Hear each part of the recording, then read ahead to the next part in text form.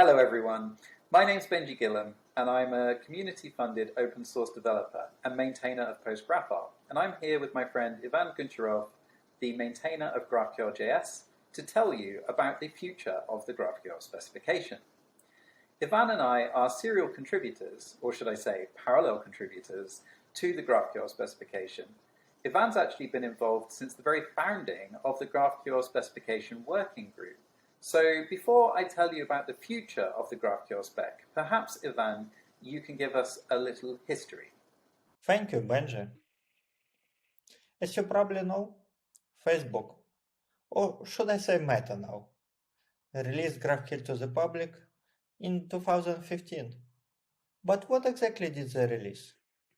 It wasn't a library or framework. Instead, it was a specification, single source of truth on what GraphQL is. GraphQL specification is almost 200 pages that describe every aspect of how GraphQL requests are parsed, validated, and executed.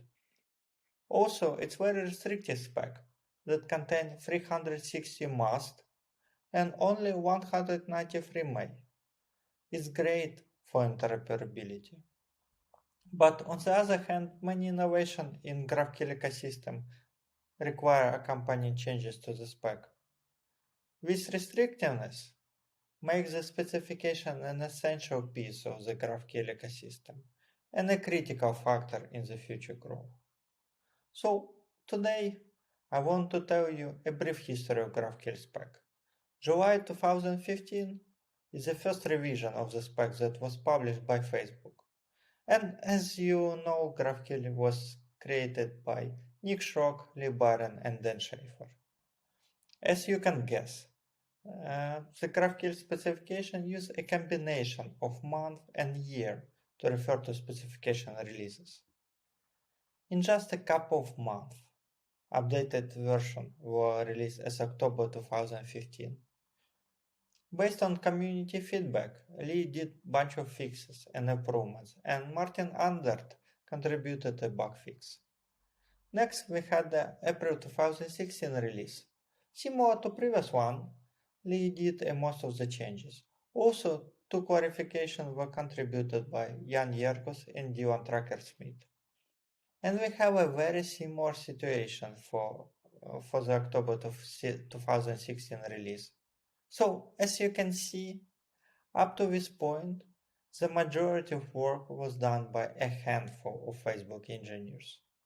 And only a few editorial changes and small fixes were contributed by other community members. This wasn't a sustainable way for GraphQL to grow. To solve this problem, Lee Byron announced ambitious plan at GraphQL Summit 2016, on the same stage as I'm speaking today, or at least we had a real stage back then. Lee proposed two fundamental changes to how spec is developed. First is switching to a RFC process, with every proposal having a champion. And second, monthly spec meeting, where this proposal would be discussed. It took some time and effort to set up, but in August 2017 we had our first working group call, and we still have them every month. It's important that this call became an essential part of the spec process. All non-editorial spec changes have to be discussed and approved by working group. So if you want to get more context on why certain changes were made, you can look it up in the notes. Also, you can subscribe to GraphQL Foundation YouTube channel, where we have videos from every working group meeting. By the way, I didn't notice a funny preview image with me until I get this message from Johannes. And we got a great outcome from working group initiative. The next spec release, June 2018, had a half of the new features added by community members, including a few of myself.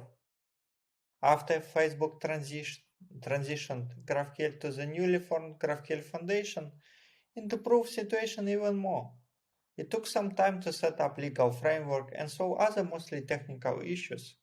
But I'm happy to announce that the October 2021 release was published just a few weeks ago, and this time around it includes nearly 100 changes from 35 community members. Moreover, all new major features in this release were contributed by community members, and I'd like to showcase each. First one is Custom Scholar Spec by Andy Marek, Ivan Hus, and Matt Farmer. As you probably know, in addition to a small set of built-in scholars, GraphQL allows you to define your own scholars. Ability to have types like URL or datetime make GraphQL API more pleasant to use and can offer better server-side validation. However, the situation is totally different when it comes to client-side tooling. It would be great to offer better native behavior for these scholars. But to do that, the whole GraphQL ecosystem needs to agree upon the single format for each of them.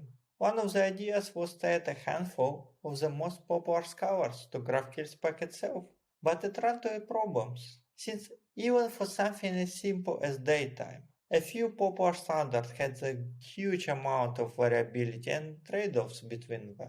Even more, the GraphQL community has been using scholars with common names like URL or datetime for years, so standardizing them after the fact would be a breaking change. Andy Marek, Ivan Goose, and Matt Farmer proposed a new specified by directives that allow a custom scholar to specify URL that describes its format. That means all GraphQL tools can reliably identify scholars based on these URLs and improve developer experience. As a bonus, specification states that URL must link to a human-readable specification. So this feature solves the problem not only for tools but also for humans.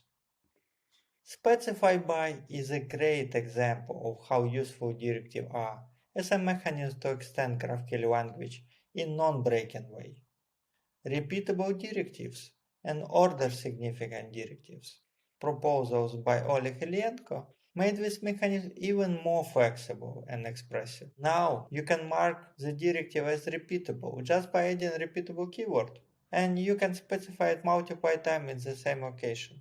Second proposal makes the order of directives significant. These two changes together allow you to change directive to express more complex logic. For example, now you can use directives to define complex data transformation pipelines. And the final one, intermediate interfaces by Marco Marcacci. GraphQL has interfaces, and you can use them to express polymorphic types. You can define an interface as a common set of fields and implement it in multiple object types. Previously, you were able to express type hierarchy only one level deep. Change by Mike Marcacci allows interfaces to implement other interfaces. So now there are no limits on how deep your type hierarchy can be. Mike also wrote a comprehensive article where he goes beyond deep hierarchies and explains a very specific use case that motivated him to champion this proposal. So why the first version of GraphQL were designed by Facebook engineers to solve Facebook's problem? Over the years, GraphQL has become a truly community-driven project. Now we know where GraphQL Specification stands as of October 2021 release. Over to Benjie to talk about the changes we might see over the upcoming months and years. Excellent recap, Ivan. We've truly come a long way in a relatively short time. Anyone can propose changes to the GraphQL specification. To do so, they start by writing a proposal called a Request for Comments, or RFC, and presenting it at the monthly GraphQL Specification Working Group. The proposal must then advance through the review stages to ultimately be merged into the spec. Many changes to the GraphQL spec have been proposed, and I'd like to highlight 4 active proposals I'm particularly excited about. First, one that's received a lot of attention is the defer and stream directives. These have been under development for many years, and many contributors have been involved both inside Facebook and outside. Its latest iteration is championed by Rob Richard and Liliana Matos of First Dibs. These directives can be added to your GraphQL request to indicate parts that can be deferred, that is to say, executed once the rest of the request has been satisfied. This allows the client to render the bulk of a view quickly and then add to it as the deferred data becomes available. The defer directive is particularly useful when you integrate with services that may be slower than your main data source, for example, slow third-party APIs. The stream directive is useful when dealing with lists, for example, the feeds from your social network of choice. By giving developers the ability to specify what data is needed first and which can come later, without requiring complex client-side orchestration of chained requests, it improves both user experience and developer experience in a single proposal. Excellent work, Rob and Liliana. To advance through the GraphQL Spec review process, proposals need a champion. I'm the champion of this next proposal, the one-of RFC. GraphQL currently has polymorphism in the form of interfaces and unions on output types, but there's no polymorphism on input types. For those not familiar with the term, polymorphism allows us to handle many different types via the same APIs. For example, when recording a participant's results at a sporting event, such as the Olympics, the data you'd need to record is likely to differ between a gymnastics event versus a track event, even though the action, recording, is the same. Marking an input object type as one-of indicates that it expects exactly one of the given options to be set, allowing you to specify a polymorphic input in a type-safe manner. In fact, one-of is more powerful than interfaces and unions because it allows for the inclusion of scalars, enums, and lists in addition to input object types. Maybe we'll see it added to the output polymorphic types at some point in the future.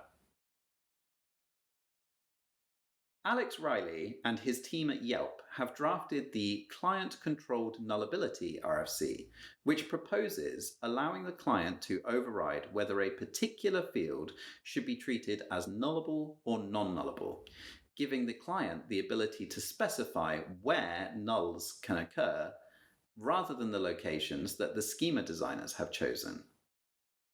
This is particularly beneficial for type-safe GraphQL clients, as it allows them to remove null handling code from many code paths, simplifying the development experience.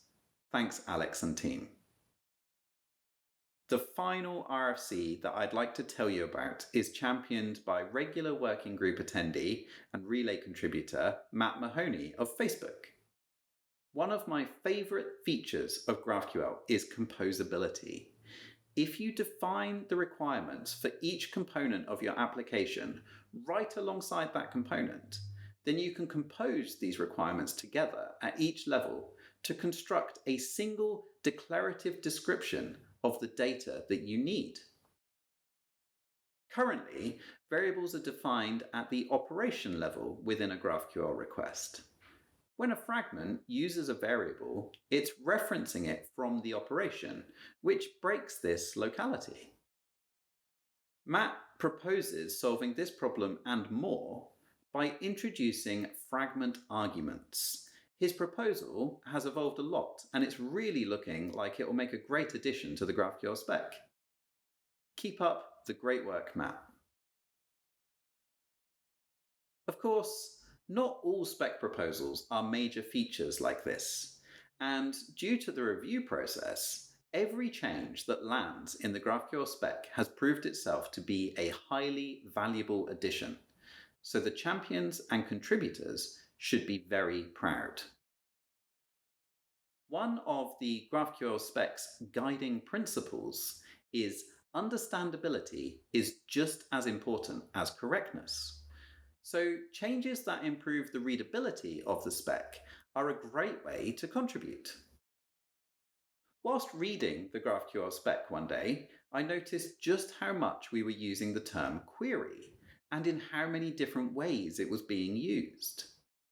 This can be improved, I thought, so I added a discussion topic to the next GraphQL working group. Query a query ambiguity. A suitably illustrative title, I think you'll agree. Since then, I've been working to reduce the overuse of the word query in the spec, replacing it with more specific terms such as request, operation, and document to aid readability.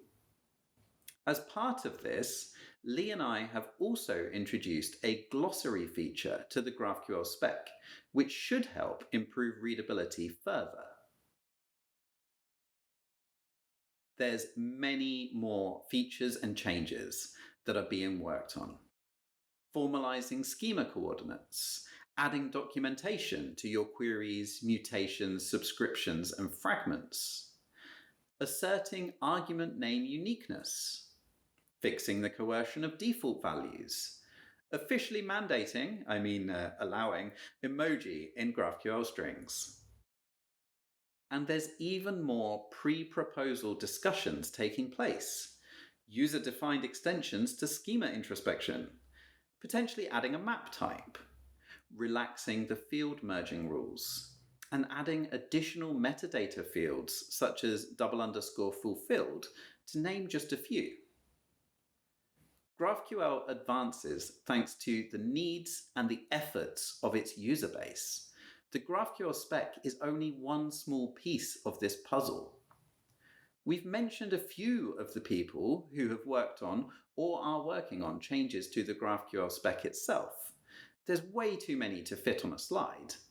But there are innumerable people working to advance GraphQL, people contributing use cases and case studies, people building powerful tooling, people writing how-tos and other guides, and many more besides. We would like to thank you all for using and contributing to GraphQL. With your help, GraphQL will continue to grow and advance into the future. Thank you.